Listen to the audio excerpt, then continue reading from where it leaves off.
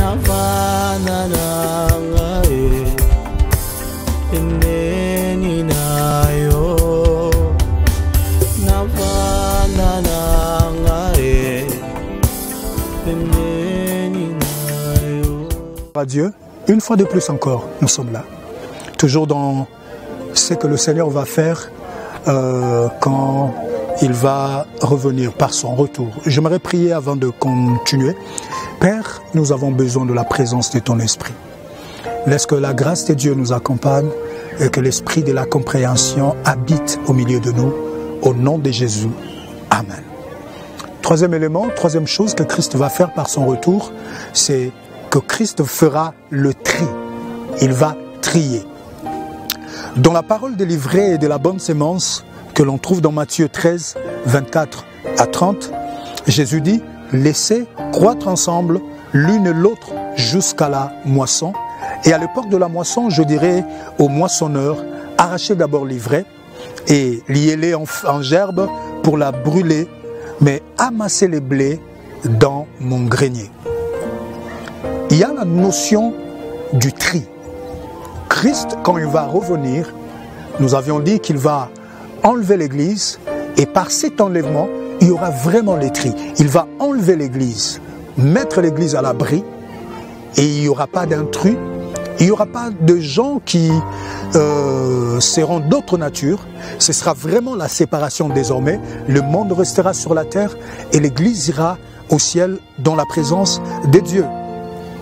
Alors, combien nous sommes dérangés par ce mélange, le mélange du bon et du mauvais, le mélange du vrai et du faux, à telle enseigne que la frontière qui existe entre les deux semble être difficile à repérer. La frontière qui nous sépare du faux, c'est presque invisible parce que c'est compliqué, voyez-vous. Et très souvent, nous assistons impuissamment à la montée du mal par rapport au bien. Nous sommes impuissants, nous sommes dérangés comme l'a été Lot face à Sodome et Gomorrhe. Et nous avons facilement cette exclamation, jusqu'où Seigneur? Et pourquoi nous laisses-tu, Seigneur, dans ces piteux états? Ces exclamations que nous faisons, c'est parce qu'en fait nous sommes mal à l'aise de vivre dans un environnement où les choses n'obéissent pas toutes à la parole de Dieu. Mais Jésus dit, laissez-les croître ensemble. C'est la volonté de Dieu, c'est la pensée de Dieu que les choses évoluent ensemble et jusqu'à un certain moment. Et cette coexistence demeure tout le long de l'histoire de l'Église. Le mal étouffe par moments le bien, mais attention, ne portez pas envie aux insensés, même quand le mal semble être partout. Attention, les psalmistes dans Psaume 73, le verset 2 et 3, pouvaient dire que mon pied était prêt à glisser parce que je portais envie aux méchants. Je le trouvais extraordinaire, ces gens. Souvent nous posons la question, mais pourquoi Dieu nous laisse-t-il dans ces bazars? Pourquoi Dieu ne vient pas résoudre notre problème? En tout cas, ce n'est pas pour nous torturer que le Seigneur le fait. Ça, j'aimerais qu'on se calme. Dieu ne nous abandonne pas, il ne nous laisse pas là pour dire « Ah non, mais ils vont souffrir ». Non, il nous laisse pour un travail. 2 Pierre 3, 9, la Bible dit « Il use des patiences envers vous plutôt, vous c'est ceux qui sont loin de lui, ne voulant pas qu'aucun périsse, mais voulant que tous arrivent à la repentance. » Et j'aimerais te donner un conseil en tant qu'enfant de Dieu, pendant que tu es sur la terre, en tout cas fais l'œuvre d'un évangéliste, parce que tu es cette bonne sémence qui sauvera le monde. Comprenez que le Seigneur n'a pas dit seulement se laisser-les croître ensemble, il a aussi dit cette phrase, à l'époque de la moisson, je dirai aux moissonneurs qui sont les anges, arrachez d'abord l'ivraie, mais amassez le bleu dans mon grenier. Il n'a pas seulement voulu que l'on soit ensemble, nous le sommes pour un travail, mais il a aussi prévu un moment où il va faire le tri. Il mettra l'ivraie d'un côté, le méchant d'un côté, et le blé, il va le mettre dans son grenier. Et je peux vous assurer que ceci nous encourage fortement. Marc 13, 27 nous informe de ce qui va se passer à l'époque de la moisson. La Bible dit alors il enverra les anges qui sont le moissonneur et il rassemblera les élus des 4 vents de 4 vents. Ils rassembleront les élus. Ils les mettront à part, à l'abri. Il y aura désormais d'un côté le sang, de l'autre côté le méchant qui attendront leur jugement. Pour ceux qui croient, il y a un projet merveilleux, un projet extraordinaire que Christ va réaliser. Il les aura avec lui. Mais pour ceux qui ne croiront pas ou qui ne veulent pas croire, si c'est vous qui me suivez, alors vous courez un danger terrible parce qu'il y a un projet de malheur. C'est la conséquence de votre vie parce que chacun sera jugé par rapport à ce qu'a été sa vie dans son corps.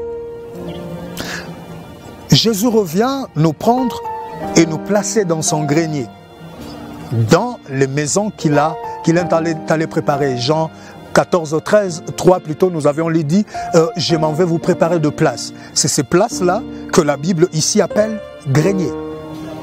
C'est des places qu'il nous a préparées. J'aimerais encourager un cœur à ne pas s'arrêter là, à ne pas se fatiguer. Nous avons une place avec le Seigneur. Gardons le cap. Demeurons là sur la direction. Gardons nos lampes allumées dans ce monde ténébreux. Que ces lampes brillent au milieu de ces ténèbres obscures. Nous savons un jour, le Seigneur appellera ceux qui lui ressemblent. Et alors que tu es un enfant de Dieu, ne trahis pas la race des élus.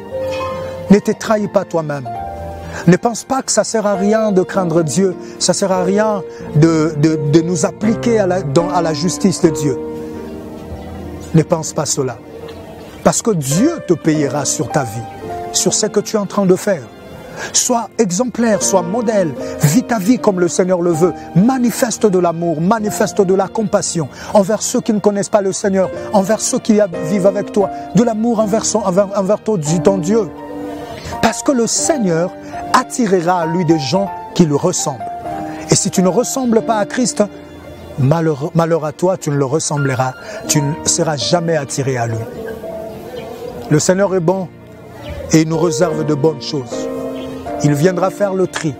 Il viendra mettre la séparation. J'aimerais finir avec ce passage de la Bible qui dit « Vous verrez de nouveau la différence entre ceux qui me craignent et ceux qui ne me craignent pas. » Dieu est un Dieu de distinction.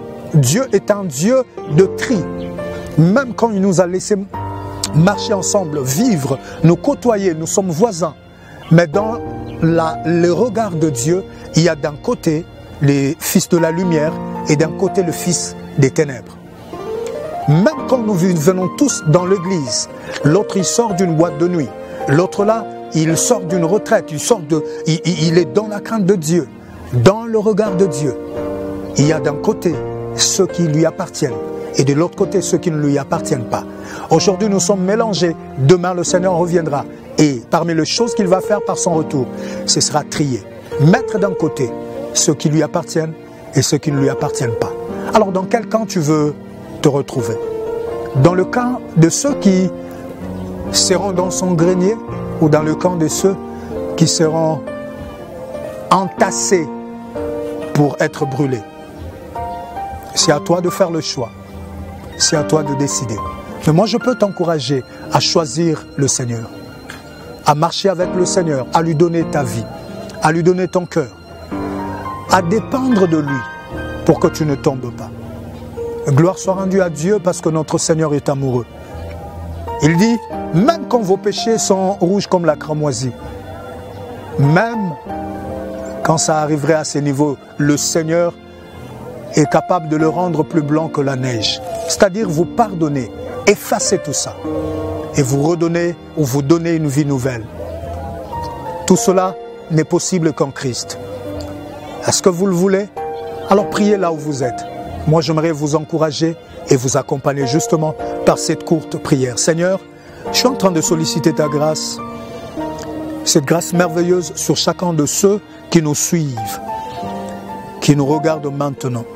Dans le nom de Jésus-Christ, que ton amour, Seigneur Dieu, ouvre ses portes en sa faveur, au nom de Jésus. Que la grâce de celui qui est mort sur la croix pour sauver des hommes, Seigneur, atteigne chacun d'eux alors que nous sommes en train de prier.